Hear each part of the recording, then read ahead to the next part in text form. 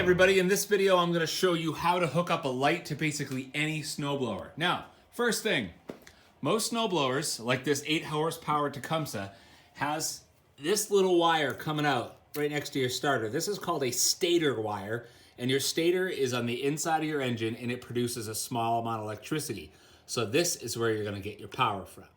Okay, here's the power wire coming out of the back of the light. It comes down the bottom here. And what I did was I tied that in with the wire. This is attached to the stator and just zip tied it up here. It's just a rough mock-up.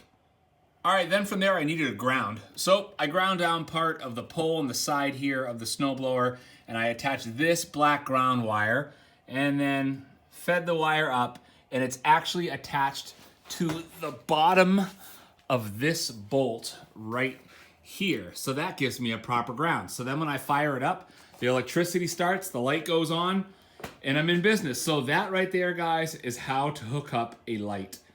Simp, easy, cheap, to basically any snowblower as long as it has that stator wire. If this was helpful, make sure you smash that like button, subscribe for more videos, leave a comment below, and thank you for watching.